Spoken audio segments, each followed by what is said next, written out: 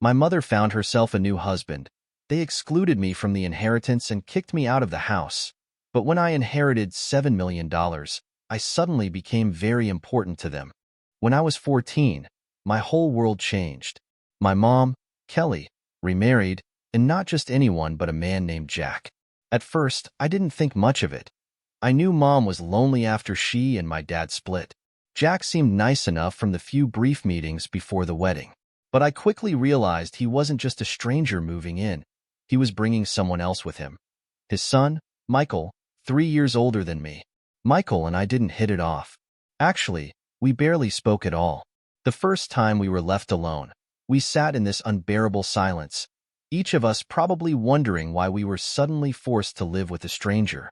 He had this detached look, like he'd rather be anywhere but here, and I was painfully aware that I felt the same. But the awkwardness with Michael was nothing compared to what was coming with Jack. On the surface, he was charming, friendly even. But once he settled into our house, his attitude changed, like he'd been waiting for an opportunity to take charge. Suddenly, he had rules, lots of them, and they seemed to apply mainly to me. I couldn't go out without his approval, and he even had opinions about my friends. It was like he saw me as a problem he needed to control rather than as someone he'd agreed to live with. Mom would just shrug whenever I complained, saying things like, "He just wants the best for you," or "He's trying to set boundaries." The resentment started growing, but what really hurt was Mom's reaction. She seemed to be trying so hard to make everything perfect for Jack that she completely ignored how I felt. She wasn't there for me like she used to be. It was like she was more concerned about keeping Jack happy than protecting me. I'd go to her, practically begging her to listen to what he was doing. How unfair it felt. But she'd just sigh, brushing it off, telling me I was overreacting. I'd sit there, feeling betrayed, wondering if she even saw me anymore. One day, it all came to a head. I'd been invited to a friend's birthday party, just a small gathering at her place. Jack insisted I couldn't go, claiming he didn't know my friends well enough to trust them. Mom just stood there, nodding along. I was furious, practically begging them to let me go.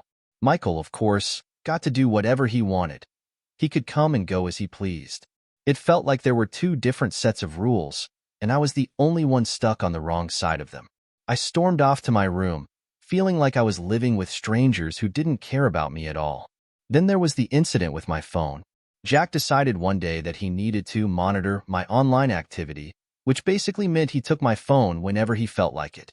He'd scroll through my messages, invade my privacy like it was nothing. It was humiliating and infuriating, and Mom? She backed him up every time, saying he was only trying to protect me. But protect me from what? My friends? My own life? It felt like he was just exerting control over me, just because he could. I started hiding things, keeping secrets, just so I could have something that was mine. Michael, though, was another story. He didn't seem fazed by Jack's overbearing rules. He'd go out with his friends without any questions, stay out late, even get away with stuff that would have gotten me grounded for a week. Jack had this strange favoritism toward him, and I couldn't understand why. They'd go out on weekends, leaving Mom and me behind. It was like they were a team, and I was just the tag-along. I could see that Michael wasn't exactly thrilled about it either, but at least he wasn't treated like an outsider in his own home. The house felt more like a cage every day. I started avoiding everyone, keeping to my room as much as possible. I didn't want to deal with Jack's constant rules or Michael's standoffish attitude. Even when I was around them, I felt invisible. They'd talk over me, make plans that didn't include me, and Mom? She just went along with it all, acting like nothing was wrong. I kept waiting for her to stand up for me, to say something, anything, to make me feel like I mattered. But she never did. One evening, I finally snapped. Jack had taken my laptop, claiming he needed to check what I'd been doing online. I felt violated, furious that he thought he had the right to just take my things. I stormed down the stairs, demanding my laptop back, shouting that he had no right to treat me like this. He just looked at me with this cold expression and said, "As long as you're living under my roof, you'll follow my rules." That was it. I felt like a stranger in my own home, and the one person I thought I could trust, my own mom, was siding with him. I remember looking at her, practically begging her with my eyes to stand up for me, to tell him he was going too far. But she just looked away, almost embarrassed. I could feel my heart breaking in that moment. I wasn't just angry. I was devastated, realizing that the mother I'd always depended on was gone, replaced by someone who cared more about her new husband than her own daughter. After that, I stopped trying. I went through the motions, keeping my head down, avoiding conflict as much as possible. Jack and I barely spoke, and when we did, it was always tense, forced. Michael kept his distance too, which suited me just fine. We were strangers living in the same house, each of us trying to survive in our own way. But the worst part was the loneliness. I felt so isolated, like I was completely on my own. My friends didn't understand. How could they? They all had normal families, normal lives. I couldn't explain to them what it felt like to be an outsider in my own home, to feel like I didn't belong anywhere. I kept everything bottled up, not wanting anyone to know how miserable I really was. I remember one night, lying in bed, staring at the ceiling, wondering how I'd ended up here. I felt trapped, desperate for an escape. I thought about running away, just leaving and never looking back. But where would I go? I was still just a kid, and as much as I hated to admit it, I didn't have the means to survive on my own. Instead, I started withdrawing more, becoming quieter, more reserved. I figured if I kept to myself, I could avoid the worst of Jack's wrath. But even that wasn't enough. He'd find reasons to criticize me, to make me feel small. He'd make snide comments about my appearance, my friends, even my grades. Nothing I did was ever good enough for him, and Mom, she just let it happen, always taking his side, always defending him. It was around this time that I realized something painful. My mom wasn't coming to my rescue. She wasn't going to stand up to Jack, wasn't going to defend me. She'd made her choice, and it wasn't me. That realization hurt more than anything Jack ever said or did. It broke something inside me, made me feel like I was truly alone. So, I started planning. I didn't know what I was going to do yet, but I knew I couldn't stay. I couldn't keep living in a place where I felt like I didn't belong, where I was constantly reminded that I wasn't wanted. I started saving up what little money I could get from babysitting jobs, stashing it away for the day I could finally leave. But life had a way of throwing curveballs, and just when I thought I had it all figured out, everything changed again. I found out something shocking about Jack, something that would shake our family to its core. And for the first time, I realized that maybe, just maybe, I wasn't as powerless as I thought. About a year after Jack and Mom married, something happened that I thought might actually bring some light back into my life. My mom told me she was pregnant. For a moment, I felt a strange, tentative hope. Maybe a new baby would bring us closer, give us something positive to focus on, something that might make this house feel like home again. I'd always wanted a younger sibling, and for a split second, I let myself believe that this baby might change things for the better. But things didn't go the way I imagined. When Ben was born, he was immediately treated like a little miracle. Mom and Jack doted on him like he was the most precious thing in the world. I tried to be happy for them. Really? At first, I was. I spent hours in his nursery, helping out however I could, hoping that maybe, just maybe, this would help me feel like part of the family. But as the months went by, I started to realize that Ben wasn't just the new baby. He was something more. He was the golden child. It wasn't long before Ben became the absolute center of attention. Every coo, every laugh, every tiny milestone was celebrated like he just invented fire. My mom and Jack acted like he could do no wrong, like he was some rare treasure they'd been blessed with. And, slowly but surely, I faded further into the background. It was subtle at first. Small things, like when I'd ask for help with my homework and Mom would brush me off, saying she was too busy with Ben. Or when I'd try to talk about my day, and Jack would interrupt to tell me about something cute Ben had done. It was like I was invisible, a shadow lurking in the corners while they poured all their attention into my little brother. I remember the day things really hit me. I'd come home from school, excited to show them a project I'd gotten a perfect score on. I'd worked hard, stayed up late making sure everything was just right, and I wanted to share it with them, hoping that maybe, for once, they'd be proud of me. But as I walked into the living room, they barely looked up. Ben was taking his first steps, wobbling from the coffee table to the couch, and they were cheering like he'd just won an Olympic medal. I stood there, my project clutched in my hands, realizing that nothing I did would ever measure up to anything Ben did. And things just got worse from there. As Ben grew older, he only became more adored. They spoiled him with toys, attention, and affection, things I'd stopped expecting long ago. I'd watch them shower him with love, wondering if they even remembered I existed. They didn't notice the way I'd slip out of the room, the way I'd start spending more and more time in my bedroom, trying to hide how much it hurt to be so blatantly ignored. Eventually, they started making changes around the house, all for Ben's benefit, of course. They transformed the spare room into a playroom for him, filling it with everything he could possibly want. I couldn't help but feel a pang of jealousy. That room had once been Mom's home office, a place where she and I would sometimes sit together, working side by side. Now, it was Ben's personal kingdom, and I was just a stranger in his world. Then, one day, Jack and Mom sat me down for a family discussion. They said they needed to make more space for Ben's things and that it was only fair for me to give up my room so Ben could have a proper nursery. My room. My one safe place in this house. I felt the walls closing in on me as they talked, explaining how I'd be moving to the small guest room at the end of the hall.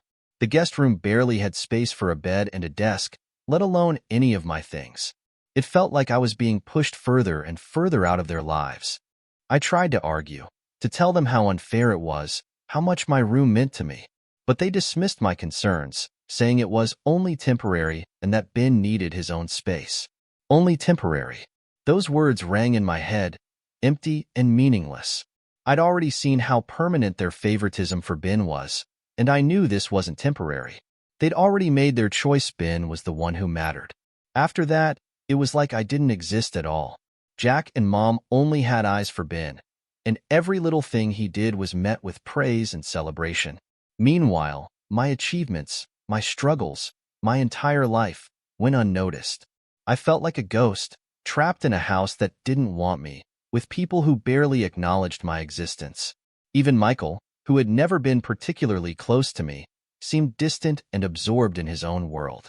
We passed each other in the halls like strangers, each of us locked in our own misery. I tried to talk to Mom, to make her see how much this was hurting me. I wanted her to understand that I still needed her, that I was still here, waiting for her to notice me. But every time I brought it up, she'd brush me off, saying I was too old to be jealous of a baby, that I needed to grow up and learn to share. Share? I'd already given up so much, sacrificed so much for their happiness, and they were telling me I needed to give more. It felt like I was being erased, piece by piece, until there'd be nothing left of me at all. Then came the final blow. Jack and Mom decided to throw a huge birthday party for Ben's 3rd birthday. They spared no expense, filling the house with balloons, decorations, and enough food to feed an army. I watched as they fussed over every detail, making sure everything was perfect for their precious little boy. Meanwhile, my own birthday had been barely acknowledged, with a hastily bought cake and a few obligatory happy birthdays thrown my way. It was clear who mattered to them, and it wasn't me. As the party went on, I felt myself sinking deeper into despair. I stood in the corner, watching as they celebrated Ben's life, feeling like a stranger in my own home. I couldn't take it anymore. I slipped out the back door, finding a quiet spot in the backyard where I could finally breathe. I sat there, staring up at the sky, wondering if anyone would even notice if I disappeared. But that was the thing. I already had disappeared, in their eyes at least. I was just an inconvenience, a shadow lurking in the background of their perfect little family. I'd given up trying to make them see me, given up hoping for any kind of connection. All I had now was the quiet, lonely realization that I was truly alone. By the time I turned 18, I felt like a stranger living in my own house. After years of feeling ignored, cast aside, and even pushed out of my own room, I knew it was time to make a change. I'd been saving up every penny from part-time jobs, babysitting gigs, anything I could find. I'd stashed it away, bit by bit, until I had enough to move out and start fresh. It was my secret lifeline, a small glimmer of hope I'd clung to in a world that felt like it was suffocating me. Leaving wasn't a decision I made lightly. Part of me wanted to hold on, hoping that maybe, Someday, Mom would see me again, recognize the way she'd let me fade into the background. But deep down, I knew that wouldn't happen. She and Jack had their perfect little family, centered around Ben, the golden child, and I was an afterthought at best. I had to leave for my own sanity. One night, I finally told them my plans. It was after dinner, Ben was asleep, and I'd spent the entire day working up the courage to bring it up. Mom was sitting on the couch, flipping through a magazine, while Jack watched the news. I took a deep breath and said, "I'm moving out next week. I've saved enough to get an apartment." The room fell silent. I could see the shock on their faces, the disbelief. Jack was the first to speak, his voice cold and angry. "Are you serious, Emma? And when were you planning to tell us this?" "I'm telling you now," I said, my voice shaking slightly. "I've been saving for this for a long time. I need to do this for myself." Mom looked hurt, like I'd betrayed her in some way. She put down her magazine and said, "Emmy, this is sudden. You don't even know what it's like out there. It's hard, expensive, and you have a good home here. Why would you want to leave?" "A good home?" I could feel the words spilling out, years of pent-up frustration and pain bubbling to the surface. "I haven't felt like I belonged here since Jack and Michael moved in. Everything has been about Ben, about making Jack happy. You barely even notice me anymore." Jack interrupted. "This is nonsense, Emma. We've given you everything. A roof over your head, food, clothes, what more could you want?" "Respect," I shot back, surprised by my own courage. "A place in this family. My own space. And that's not something I have here. Not anymore." Mom looked down, her eyes glistening. "Emmy, you're being unfair. You're my daughter. You know that." "Do I?" I asked, unable to keep the bitterness out of my voice. "Because it sure hasn't felt like that for a long time. I'm done waiting around, hoping things will change. I'm ready to move on."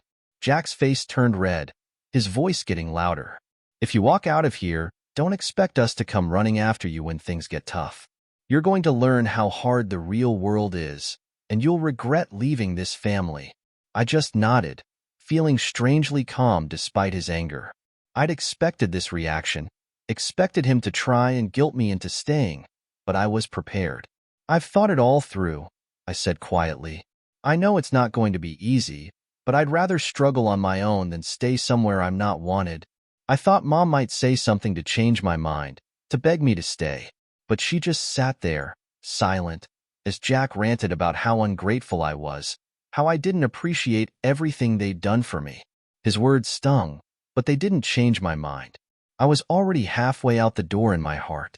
Over the next week, I packed up my things, watching as they tried to pretend it wasn't happening.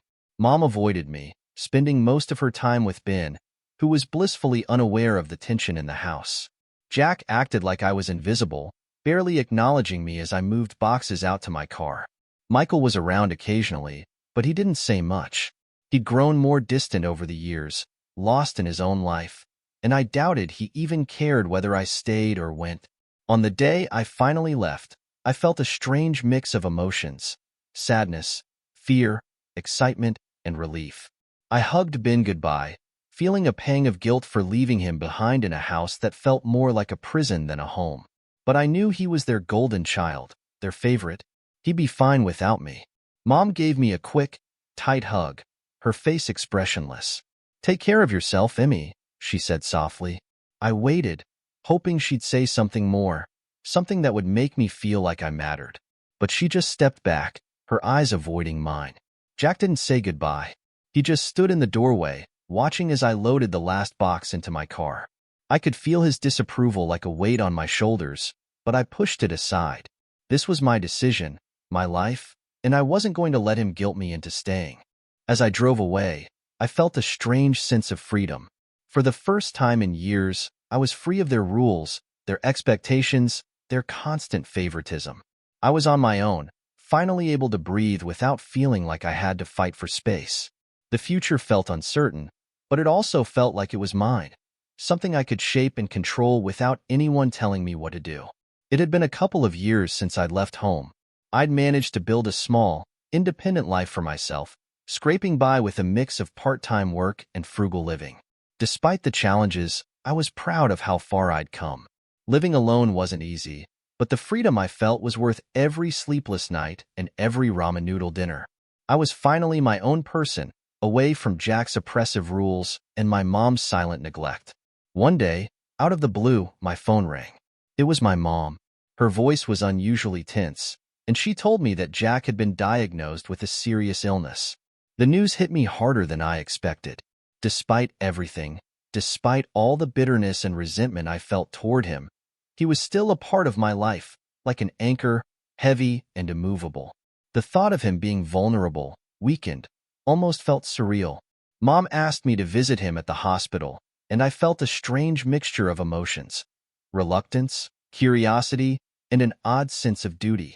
Maybe this was my chance to finally talk to him, to confront him about everything he'd done to me. Or maybe, I thought, in his illness, he might finally see me, acknowledge me as part of the family. With these thoughts swirling in my mind, I agreed to go. When I arrived at the hospital, I found him looking frail and tired, a shadow of the man who'd once controlled every aspect of my life. Mom and Ben were by his side, fussing over him, while Michael sat nearby, scrolling through his phone, barely glancing up. I stepped into the room, unsure of how I'd be received. Mom greeted me with a quick hug, but her eyes were distant, as though she was still processing the fact that I'd actually shown up. Jack looked up, and for a moment, there was an awkward silence between us. He seemed surprised to see me, but he nodded, acknowledging my presence. I sat in the corner, watching as Mom and Ben took turns holding his hand, comforting him. I felt like an outsider, a guest in a family I'd never truly been a part of. Michael barely acknowledged me, and Ben, now in his early teens, looked at me like I was some distant relative he barely knew. I stayed for a few hours, watching the strange dynamic unfold before me. Jack's illness had brought them closer, reinforcing the bond they shared. But for me, it was a painful reminder of everything I'd lost, everything I'd been excluded from. As I watched them, I couldn't help but feel the sting of rejection, the lingering bitterness of being pushed aside time and again. A few weeks later, I got a call from Mom. She sounded anxious, her voice shaky. "Emmy," she began, "Jack has decided to update his will. Given everything that's happening, he wants to make sure his wishes are clear." I felt a sinking feeling in my stomach, already guessing what she was about to say.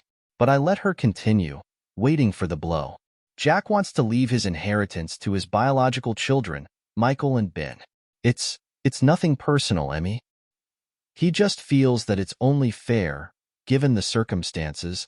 I sat there, silent, gripping the phone as her words washed over me. Nothing personal? How could she say that? After years of being ignored, pushed aside, and treated like I didn't matter, this felt like the final, crushing confirmation that I was, and always had been, an outsider in my own family. "Are you serious?" I finally managed to say, my voice barely more than a whisper. "After everything, he's just going to leave me out like I was never part of this family?" Mom sighed, her voice heavy with frustration. "Emmy, you know it's not like that. Jack has been sick. He's just trying to make things fair." "Fair?" I repeated, bitterness creeping into my tone. Fair would have been treating me like a daughter all these years. Fair would have been acknowledging me, including me, making me feel like I belonged. But no, it's always been about Ben and Michael. And now, even in his will, he's making sure I know I was never part of his family. There was silence on the other end of the line, and for a moment, I thought she'd hung up. Then, finally, she spoke, her voice barely a whisper. "Emmy, I'm sorry." But the words felt hollow, meaningless. Sorry couldn't erase years of neglect. Sorry couldn't change the fact that, to Jack and even to her, I was little more than a footnote, an inconvenience. I ended the call, feeling a strange numbness settle over me. It was like a part of me had finally given up, stopped hoping for things to change. Jack had made his choice, and in doing so, he'd severed the last, fragile thread that connected me to them. There was no going back now. In the weeks that followed, I felt a strange sense of detachment. The hurt was still there, raw and painful, but there was also a newfound clarity. I didn't need their approval, their acceptance, their inheritance. I'd built a life for myself, however small and imperfect it was. I didn't need them to define me or my worth. But the news spread quickly among my extended family. Relatives I hadn't seen in years started calling, expressing their shock and sympathy, trying to get the inside scoop on the family drama. I felt like I was being put on display. My pain and rejection turned into some twisted spectacle for them to gossip about. My aunts and uncles whispered about Jack's decision, speculating on the reasons behind it, making assumptions about our family dynamics. One relative, Aunt Clara, called me, her voice dripping with sympathy. "Oh, Emmy, honey, I just can't believe Jack would do this to you. After all, you were part of that family, weren't you? Part of that family." The words stung, a reminder of everything I'd lost, everything I'd never truly had. I thanked her for her concern, trying to keep my composure, but inside, I was seething. I didn't need their pity or their fake sympathy. I was done with all of it. In the end, Jack's decision to exclude me from his will was just another chapter in a long history of being cast aside, ignored, and treated like an outsider. It hurt, but it also set me free. I no longer felt any obligation to them, any lingering loyalty or hope for acceptance. They'd made it clear where I stood, and now, finally, I was ready to move on, truly move on, without looking back. It had been a few years since I'd completely cut ties with Mom, Jack, and everyone in that house. I had tried my best to let go of the resentment, to move forward without letting their rejection define me. I'd thrown myself into my work, saved up, and built a small but comfortable life. It wasn't anything luxurious, but it was mine, and that was more than enough. Then one rainy Wednesday, I got a phone call that would change everything. I was at work, halfway through my lunch break, scrolling through messages when an unknown number flashed across my screen. Normally, I'd let it go to voicemail, but something compelled me to answer. "Hello, is this Emma?" A crisp, professional voice asked. "Yes, this is she," I replied, trying to figure out who was on the other end. "My name is Marla Gray. I'm a representative of Hartley and Associates, and I'm calling in regards to your Aunt Sarah. I understand this might be unexpected, but your Aunt Sarah listed you as her beneficiary in her will." For a moment, I thought I'd misheard her. Aunt Sarah? I hadn't spoken to her in years, not since I was a kid. She was my dad's sister, and after he and Mom divorced, we'd lost touch with most of his family. I could barely even remember her face, only snippets from childhood memories.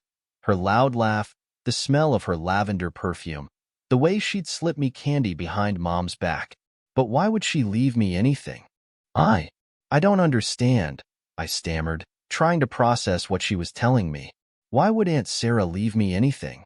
The woman on the phone explained that Aunt Sarah had passed away a few months ago, and in her will, she'd left me an inheritance. I felt a strange mixture of shock, sadness, and disbelief. How was this even possible? "Miss Emma, I understand this is a lot to take in, but if you could come by our office, we can go over the details and paperwork. I assure you, this is all legitimate, and we can clarify any questions you have." I agreed, still in a daze, and we set up a meeting for the following day. The rest of that afternoon was a blur. I could barely focus on my work, my mind racing with questions. Why had Aunt Sarah remembered me after all these years? How much had she left me? And what did it all mean? The next day, I arrived at Hartley and Associates, a polished law firm with floor-to-ceiling windows and sleek furniture. Marla Gray was a tall, impeccably dressed woman with a no-nonsense demeanor, and she ushered me into a small conference room where a stack of documents waited on the table. After the formalities, she handed me a document and began explaining. "Your Aunt Sarah left you an inheritance totaling $7 million, she said, her voice calm and steady, as if she delivered life-changing news every day. I felt my jaw drop. $7 million? It was incomprehensible, like some wild fantasy. I'd been scraping by for years, budgeting down to the last dollar, and now I was being handed a fortune from someone I hadn't seen since I was a child. Marla continued, "Your aunt specified that she wanted you to have this money without any restrictions. She hoped it would give you the life she felt you deserved. She mentioned in her will that she was deeply saddened by how things turned out with your mother and stepfather. She wished she could have been more involved in your life, but respected your mother's wishes to keep her distance. Hearing that felt like a punch to the gut. All those years, I'd thought I was forgotten by everyone on my dad's side of the family. But here was Aunt Sarah, who'd cared about me from afar, who'd seen the unfairness and heartbreak I'd gone through and wanted to make it right in the only way she could. I left the law office in a daze, clutching a folder filled with paperwork and financial statements. It felt surreal, like I was living someone else's life. I went home, sat at my kitchen table, and stared at the folder, trying to wrap my head around what this meant. That night, I barely slept. My mind raced, filled with memories of Aunt Sarah. I could remember visiting her house once, a big old Victorian place with creaky floors and high ceilings. She'd let me play dress-up in her closet, trying on old hats and scarves, laughing as I paraded around the room. It was one of the few times I'd felt truly free as a child, unburdened by Jack's rules or my mom's indifference. Aunt Sarah had given me that freedom, even if only for a few hours. And now, she was giving me something even greater. A chance at a new life, one where I didn't have to struggle or depend on anyone. It was overwhelming, but also strangely liberating. I could do anything, go anywhere. I didn't have to live paycheck to paycheck, worrying about rent or bills. I could start fresh, build a life on my own terms. Over the next few weeks, I started making plans, thinking about what I wanted for my future. I could invest the money, travel, go back to school, even start my own business. The possibilities felt endless, and for the first time, I allowed myself to dream without limits. But then, as the news of my inheritance spread through the family grapevine, the calls started coming. Relatives who hadn't spoken to me in years were suddenly interested in my life, asking about Aunt Sarah's estate, hinting that I should honor her memory by sharing her wealth with the family. I could hear the greed in their voices, the thinly veiled attempts to manipulate me. Even Mom reached out, her voice sugary sweet as she reminisced about Aunt Sarah, acting like we'd been one big happy family. But I saw through their lies, their sudden interest in me. I wasn't the forgotten daughter anymore. I was the girl with millions, the one they could benefit from if they played their cards right. It was both pathetic and infuriating. For years, they'd ignored me, cast me aside, and now they wanted a piece of my fortune? The thought made me sick. Then came the biggest shock of all. Jack, the man who'd made me feel like an outsider in my own home, who'd rewritten his will to exclude me, actually called me, asking if I could help out with a few financial issues. He didn't even try to pretend it was anything other than what it was, a shameless request for money. The anger I felt was overwhelming. After everything he'd done, all the pain he'd caused me, he had the audacity to come to me with his hand out. I told him exactly what I thought, every bitter word spilling out as I reminded him of how he'd treated me, how he'd excluded me from the family, how he'd rewritten his will to make sure I got nothing. His silence on the other end of the line was satisfying, but it didn't erase the years of hurt he'd inflicted on me. As I hung up, I felt a strange sense of closure. Aunt Sarah's inheritance had given me more than just money. It had given me freedom from the past, from the resentment that had held me back for so long. I didn't need Jack's approval, or my mom's acceptance, or anyone's validation. I was free to live my life, to honor Aunt Sarah's memory by becoming the person she believed I could be. In the months that followed, I set up a foundation in Aunt Sarah's name, dedicated to helping young people from difficult family backgrounds. I wanted her legacy to mean something, to reflect the kindness and generosity she'd shown me. Every time I saw the impact we were making, I felt a deep sense of gratitude, knowing that Aunt Sarah's love had reached me even from beyond the grave. For the first time, I felt at peace. I wasn't defined by my past, by the family who'd cast me aside.